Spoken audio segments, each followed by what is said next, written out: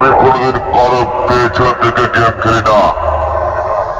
যখন খেলি তোদের মতো চুনোপুটি দু একটা সেটের সামনে থেকে ওপেন গেম খেলি।